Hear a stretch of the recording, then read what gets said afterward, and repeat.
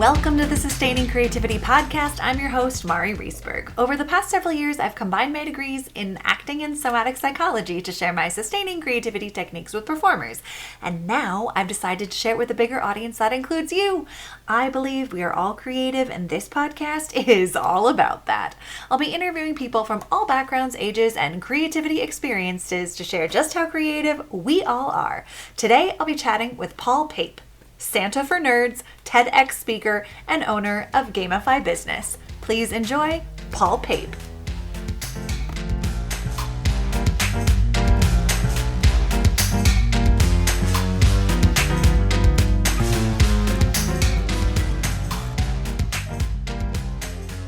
Welcome to the Sustaining Creativity Podcast. Today I'm chatting with Paul Pape, Santa for Nerds, also TEDx speaker and owner of Gamify Business. Welcome to the podcast. Thanks for having me, Mari. I appreciate it. I am excited to dig into all of those titles that I just said, but I'm going to let you share a little bit about who you are and what you do, and I'm sure explain what they all mean.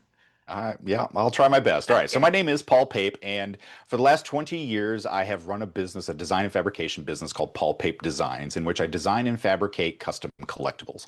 That's a mouthful to say. And about 5 years ago, I had a client say, "You're more just like Santa for nerds." And that title works so much better than me trying to explain all the things that I do. Basically, if you can wish for it, I can make it. And that's served me really well over the last 20 years. And so the title Santa for Nerds just kind of stuck. It's also the name of my TEDx talk, in which I tell people the importance of still believing in the magic of art and the magic of creativity, and why it's important to believe in Santa, doesn't matter what age you are. And so that's really where that is. And then as the owner of Gamify Business, I consult and I coach other creatives and creative entrepreneurs on how to eliminate the starving artist trope and how to become successful at the thing that you're passionate about. I love all of that, especially the getting outside of the starving artist trope and how important that is in the world today. We need more creatives who Absolutely. believe otherwise.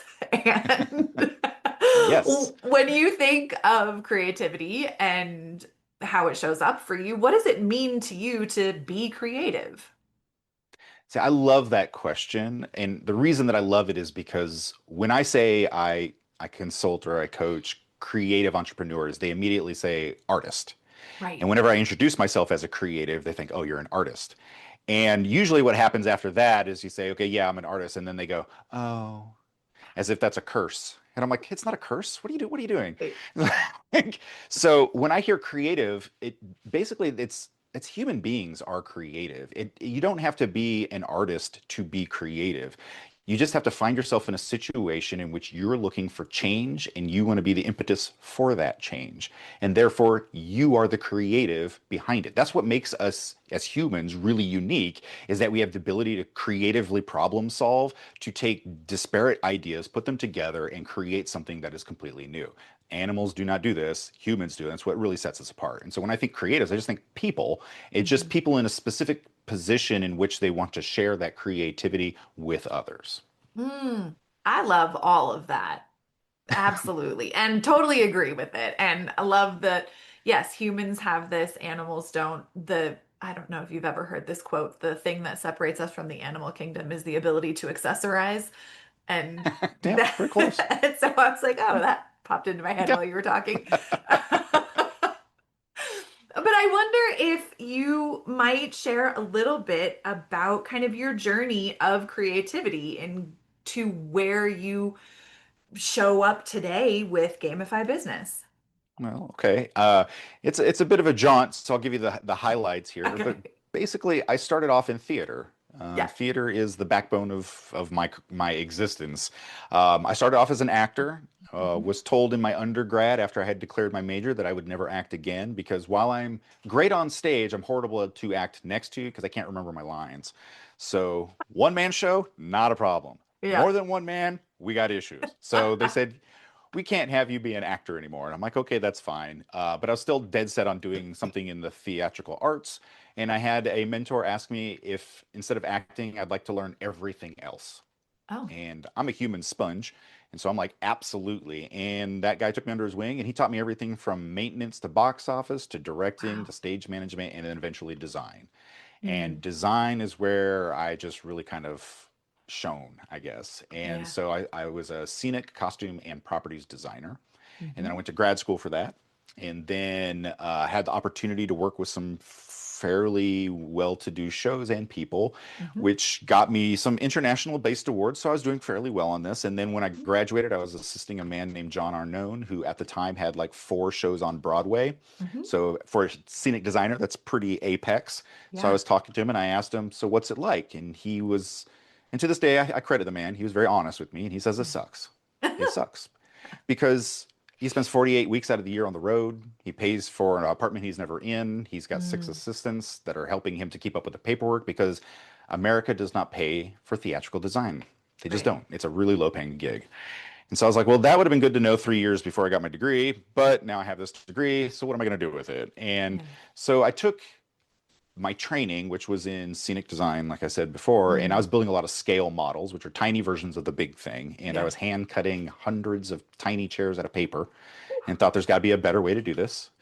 And so then eventually found my way into greeting card companies that were laser cutting greeting cards. And so I Mm, called Hallmark, found their maker, went to this giant warehouse where they had this warehouse sized laser. And I created my first product, which is called Pop Out Furniture, which is laser die cut paper furniture that can be used for artists, architects, and doll makers or dollhouse makers. yeah. And that was my first like kind of job outside of design. And Hmm. then from there, went into being a professor because my wife hated living in LA. She's a costume designer. We were doing the LA thing, the movie Hmm. thing, and she uh, took a summer stock job and said, I'm not coming back. So we can either get divorced or you can come with me. And so I'm like, well, I like you, so I'll go with you.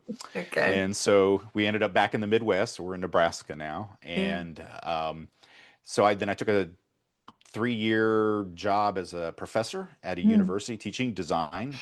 Loved the teaching, hated the bureaucracy of corporate life there, and so yeah. got out. But in the last year that I was there, this is really what brings me to where I'm at now. I Yeah. had a student ask me if I could make him something for Valentine's Day for him and his girlfriend. The Mm, Nintendo Wii had just come out, and he yeah. wanted the avatar called Mii's. He wanted one of him and his girlfriend, so I made Mm, it for him. That's all I thought about it. But he, unbeknownst to me, submitted it to a blog. And this is back in the early 2000s. So it was before yeah. Facebook and all the social media. And he put it on a blog. He submitted it to a blog called Super Punch. And it went viral. Mm, And so instead of making one set of me's, I ended up making over 1,000. wow. And yeah, all hand sculpted, all Ooh, made by me. And it kind of allowed me the opportunity to quit the professorship and move into doing this full time. And then from mm, there, it's just kind of been making anything anybody asks for. And that's what led me to Paul Pape Designs. yeah. Doing that, I would teach live on a platform called Twitch. I don't know if you're familiar with it, but it's a gaming Yeah. platform. But the 20% of them are actually creatives on there, and they're doing their Hmm. work Yeah. online. And so 5 days a week for 6 hours a day, I'd be in front of a camera doing my Paul Pape Designs job. And then I would Wow. answer questions from other creatives.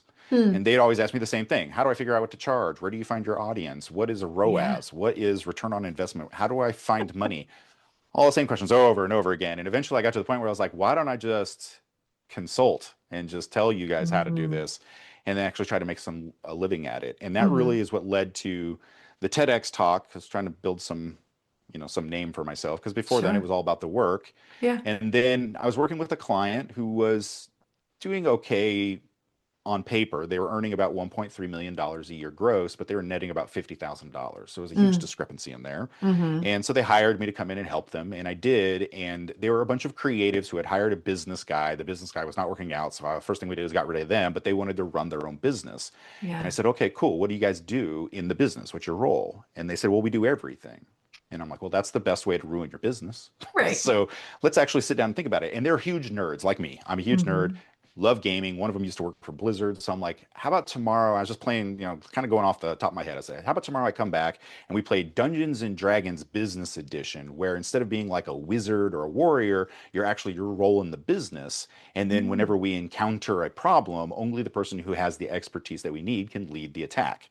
They're like, okay, cool, we'll give it a shot. So we went and played for about 4 hours. They loved it. And wow. during it, I kept seeing all like these business ideas starting to click with them. And they've been in Yeah. business for 13 years, but Mm. until then, they hadn't had a way to like really understand it. And so I Hmm. was like, wow, this is kind of like the Rosetta Stone of business to creative minds, Yeah. gaming. And so I'm Yeah. like, and then Gamify Business is born from there, which is basically taking all of the terminology and the aspects of business and turning it into a role-playing game because we're already familiar with that framework. So Hmm. now we're just interpreting or and making it accessible for people so that they can apply their ideas in a way without having to get an MBA. Mm. This is amazing. I love it. I love hearing all of the twists and turns and things that popped up and you had to navigate to get to where you are today, and the gamification of business or other things. As a therapist, I use gamifying all the time with clients to help them Absolutely. complete menial, mundane tasks. And that's really what we need because unfortunately our phones, I love them to death. I love Yeah, technology, but they ruin us as sure. people because dopamine is that thing that we can get really easily from swiping. Yeah. But I'm like, if we could apply 30, 50, 60% of that energy into you running your business, you'd be so Mm. successful. Hmm. But the problem is there's not that boost. There's not Yeah. that thing that's going to say, "Hey, I want to do this because I'm getting something out of it," especially Right. when you're solopreneuring or Yeah. or you're trying to launch a product. And so creating a framework in which there are milestones that give you that dopamine kick, that give Hmm. you the idea to move forward, it's really beneficial. And now my oldest son has ADHD, and one of the things, and he's a creative, he's a puppeteer, he's going into animation. Love And it. so, but for him, he has a really hard time with the focus. I Yeah. get that. And so the book is actually structured for people with ADHD, and it works for Mm. regular people too, Yes, it but it's never the does. same task over and over again. We jump around from sliding scales to bubble fill to short form to go Yeah. outside and do something so that they stay invested in the process enough. And then what they don't know is when you finish the system, they actually have a fully working business plan, which if we told any Mm. creative to sit down and write a business plan, they'd be like, no, Right. and then that's pretty much where that ends. But Right. this way, it kind of like Sure. tricks them into it by them playing a game. And then they have Mm. that, and they actually have a 90-day plan of action where they can go out Mm. and start earning real world money. But it's Yeah. all based on living your life like a game and having fun with it. Oh my goodness. I don't know if any of the studies on how we learn came up in Oh, the yeah. book, but how if we learn it through a game, we only have to repeat it between 10 and 20 times versus when it isn't experienced as a game, it takes, what do they say, like 300 times Yep. repeating it. Yep. That has So I love that. I love how creativity shortens the integration Absolutely. experience. So, And the most valuable lesson, which is to tell your life through story rather yeah. than factual bullet points. Because while that Mm. information is important, we didn't, as cavemen, sit around and talk about return on investment around the fire pit. We told stories to tell people how to survive and how we thrived and to create heroes. And that's what we need to do in business. Exactly. Exactly. So in in any creative field, we bump up against challenges and roadblocks, and working with other people, we're gonna, someone else isn't going to experience things the same way that we do. So, how do you navigate those challenges, and what are some of them that came up, and how do you move through them? I think the first thing that most creatives need to understand is that your journey is what makes you unique, and that is what makes you the hero of your own adventure. Mm. But as soon as you create something, you have to let it breathe and let Mm. the world decide what it is. Mm. And it's only when we hang on to our precious with a tight, tight grip that we don't succeed. We don't thrive because we're Hmm. trying to force people to observe things through a lens that they don't have. Your experience in life is going to be completely different than mine. So when I show Right. you something, your how you feel towards it is going to be completely different than what I expect it to be. I have my ideas, but Mm. you've got to kind of let it go after that. So that's a big one for most creatives, as far as working with other people or understanding your client in that regard. When working with other people, the first thing that I tell a lot of solopreneurs is that quit surrounding yourself with people you really like who have the same ideas as you, because Hmm. that's makes a one-sided coin. You can't do Hmm. anything with that. You need Right. to fill your life with people who help to support your shortcomings and that also balance out your strengths with, with their weaknesses. And so you basically become more well-rounded. They don't necessarily have to be your best friend that you're going to go out to the pub with afterwards, after work, but they Hmm. need to be somebody in business that you can get along with, but that also can help to make you more well-rounded. Mm. I'm an introverted extrovert is what they would say. And so I have a battery, but I can get in front of people and talk and have all that. But there are aspects of my business which like marketing that I hate doing. And so I had to find somebody who could help to do that. I can do it, but it's the thing that just drains my battery fastest. Hmm. So finding people to help support you that are going to lift up your shortcomings is probably one of the other things that you have to encounter. And then in Sure. the book, we talk about some clients that you're going to run into, and we call them monsters because, Okay. it's RPG here, but, Hmm. some things like the scope creeper, which is my favorite monster, which is that client that will offer you, they haggle for the price until they get where they want, and then they slowly start to add more and more to your work until Mm. eventually you've succumbed to the the task creeper, and then you're overwhelmed and not making any money, things like that. And Yeah. all of that is dealt with in these books on like how to look at the psychology of the people that you're going to encounter in your business, in your life, and in this adventure. Mm. I can so appreciate that. And having them called monsters just feels like a little naughty and so fun at the same time. Well, when we think about clients, we don't want to put them in an evil light, but we Sure. are playing a game to obtain a client. And don't Yeah. get me wrong, in 20 years, I've encountered some of the best clients in the world, but I also have a pit of bad clients, Yep. as we all do. Hmm. And they ironically all of them fall into the same like five or six categories, and they're exactly the same. And if you can see who they are before you start asking for clients, then you can avoid those traps, you can avoid those Yeah. monsters. And if not, then you've got to level up your skills and your weapons to be able to deal with them in a way that's going to protect you as the Yeah. person going forward. I I just so this it's so great to have this out in the world. I am so excited for it. I'm curious in Paul Pape Designs, when you people are just bringing anything to you to say design me or create this, what are some of your favorite things that you've ever been asked to create? Oh my goodness. I'm not exaggerating here. I went through a list. I'm at over 1,100 individual pieces that I have made, completely Wow. custom pieces for people. And that doesn't count any of the pieces that I've had to make more than once. So it's a Sure. long list. Yeah. Some of my favorite standouts would be I worked on a piece called it's a prop replica from a movie called Death Becomes Her, which Hmm. is very popular with the gay community, which I love. And now it's a Broadway production. And I had Yeah. been working on this piece on and off for clients for years, trying to perfect it, what I call a master quality prop, because it doesn't exist anymore. And Hmm. eventually it got to the point where when the Broadway show was happening, they called me up and said, "Can we get your plans? Because you have better plans than we do, and we own the rights." And I'm like, "Yeah, sure." So being able to work on something like that, which the fans loved and have brought me along with it, and then to be able to give it back a little bit more with the production and have it kind of live on is awesome. Um, I've had the opportunity to work on some stuff for Harry Potter, which I Hmm. love. I love escapism as much as the next person. I love fantasy, and so to be able to work Yeah. in something like that was really nice. And then there are some pieces that I've been able to my wife says that the things that I create are making memories tangible. She said that's Hmm. what you do as Santa for nerds.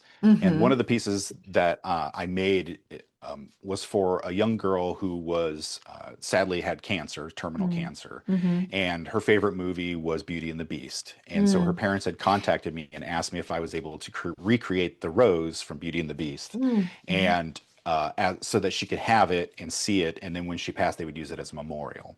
Hmm. And so to be able to create something like that, which I know will have this lasting impression on a Yeah. family, Yeah. and allow them the ability to see something and be reminded of good times, not just necessarily the bad things, is the things that stick out to me. Sure. I mean, what an incredible opportunity to touch so many lives in the fantastical, magical, really meaningful ways Yeah. for people. Yeah. Well, when you encounter someone who struggles to tap into creativity or find their creative voice, how would you encourage them to find more creativity in their life? Anytime I work with any creative, anybody, and whether you're somebody who has a desk job for 30 years or you're an artist straight out of school, I always ask them the same two questions. First one is, what are you passionate about? If you know what you're passionate about, that's a pretty easy one. Most people have something that they can come off the top of their head. Mm-hmm. The second question takes a little bit of a deeper dive, and that is, what do you do with that passion that is different from everyone else? And Mm. if you can answer that question honestly, that's your business. That's your entire business. That's the seed. And if you nurture that seed, you will grow a tree of success. That's really what it is. And Mm. so that when I encounter people who say I'm not creative, I'm like, tell me something that you're passionate about, because we as humans think creative means I have a canvas that I've painted or I have a sculpture that I've fired. Right. But the reality is can you cook? Yes, I love to cook for my family. That's creativity. Yeah. Can you sing? Can you dance? Do you have an appreciation for fine cars or for the clothing that you wear? Do you have a style? That's all creativity. And these are Mm-hmm. the things that people who say, I don't have a creative bone in my body, but then I see them, the way that they're looking and carrying themselves about and the music they listen to. And I'm like, you're so wrong. You just are not framing it correctly. So we Yeah. just want to come back to that passion and figure out, like, what is the thing that really makes you happy? There's an executive coach that I am friends with, and her big thing is she went out there and she's like, I'm an executive coach and I help people with staying in their job and about dealing with burnout and all that. I'm like, cool. But you're like every other executive coach who teaches the exact same thing. I said, do you Mm-hmm. know what makes you stand apart is she's a sneakerhead. She Mm. loves shoes. And I'm like, your entire brand should be about your shoes. Like, and it's not just about you wearing shoes, but it's the fact that look at you as an executive who walks into a boardroom wearing sneakers, but the sneakers pop so much because that's really the brand you've built around yourself, because that's you. And Mm-hmm. then you're going to come on. And so then when people see you in every event and they're the first thing they'll see is what shoes she have on. And Mm. that's in that like, and then that makes you memorable. That makes you stand out. It's the story of your life that you're telling. Yeah. And so, own that aspect of it. Mm. I love both of those questions. And as you were saying, I was like filing my own experience through it and using it for like, oh, right, that's exactly what I do. I love it. Right. Yeah. And so you strike me as someone who can draw inspiration from anything, but what are the pieces in your life today that give you the most inspiration or inspire you the most? I, my wife and I love to go on trips, Mhm. but we want trips that are off the beaten path. So if you Mm. do not know what Atlas Obscura is, Hmm. find it and enjoy it. That is like most of our trips. It's like, how can we find a way away from the people and what you're supposed to do and find something off the beaten path to find the hidden gems that are out there? That's one of the best Mm. ways that like we as a couple definitely go out there and try and do. Love movies. I love escapism. I read Yeah. books. I read books out loud. I narrate, so I've got like 30 to 40 different voices that I use, and Hmm. those are the things that I help or that I like to do to help myself be more creative or like in my downtime. But I love my job, and so it's really weird. Like I wake up and I've never once thought, oh, I have to go back to work. It's like, no, I love what I do. It's to me, it's I have fun, so I don't really need to escape from the thing that I do because I'm doing the Yeah. thing that I love to do. So now I just add on to it. So make the information stack. That's amazing. It leads me to a question. What was that experience for you turning your creativity into a job or a career? I know for many creative people, when that switch into the business piece, it's hard to hold on to that personal creative juice or filling your creative cup when it becomes something that you are monetizing. Yeah, that's the selling out part of it that we often talk about. I don't want to be a sellout. I'd rather starve to death. It's like, no, you don't. Right. And what I say is it's the answer to that second question.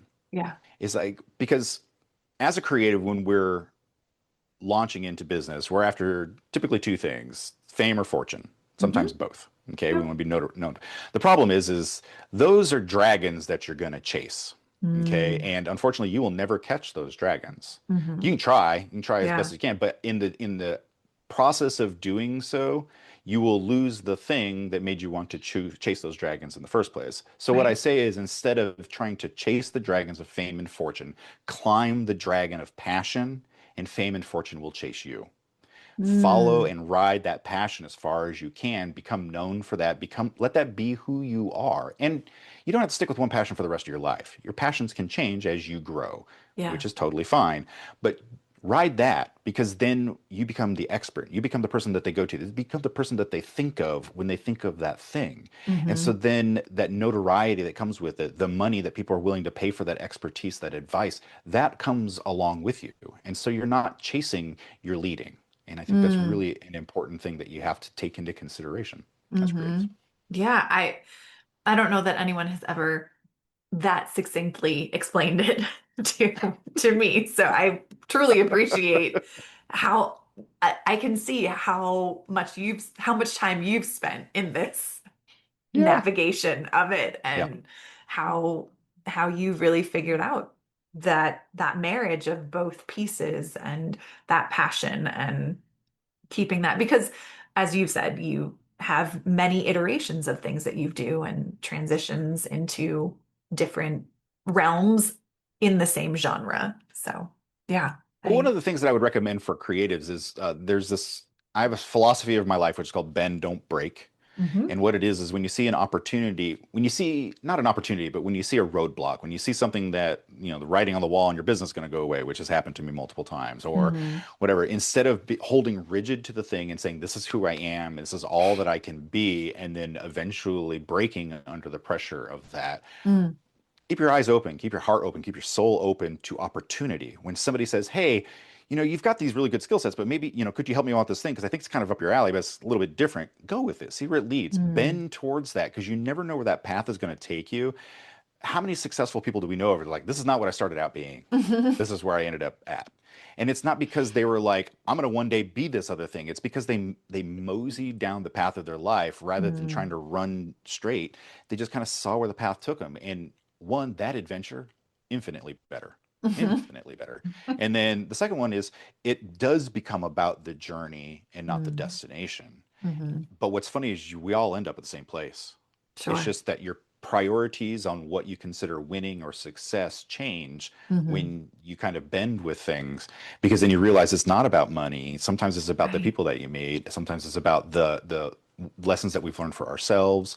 Like Mm. I love to learn because learning, like my knowledge is the only thing that can't be taken away from me. I have a house Hmm. fire, I could lose everything around me, but the one thing I Hmm. can't lose is what I've learned, and so I can start again. Yeah. And I think that's infinitely more valuable than piles of cash.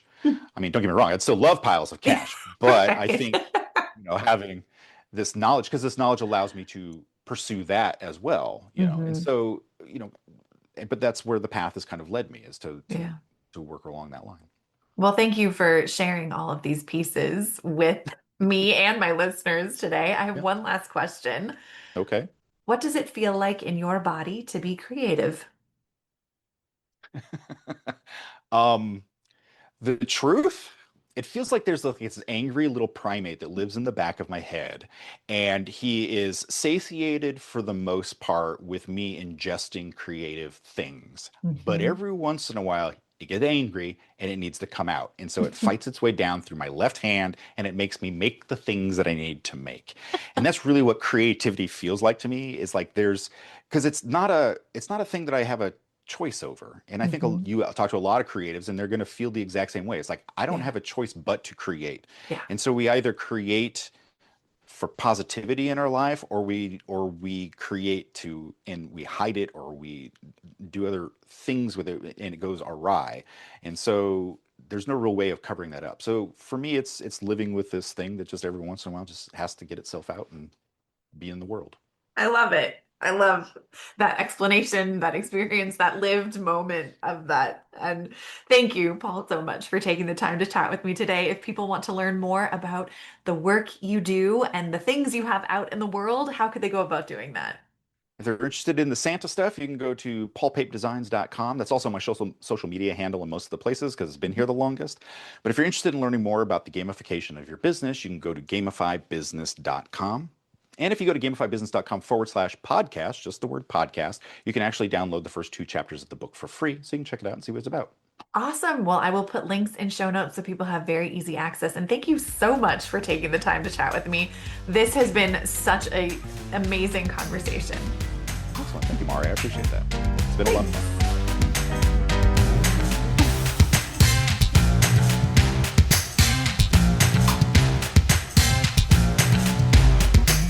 Thanks for listening to the Sustaining Creativity Podcast. We'd love to keep in touch, so follow us on Facebook and Instagram. We are at Sustaining Creativity. Make sure to subscribe to the podcast wherever you listen to podcasts. Tag your friends and family so they can listen too. We love to hear from you, so leave your reviews, comments, and questions. Check out our website, sustainingcreativity.com, for upcoming offerings and creativity coaching. Tune in Tuesdays for our next episode. And remember, with creativity, anything's possible.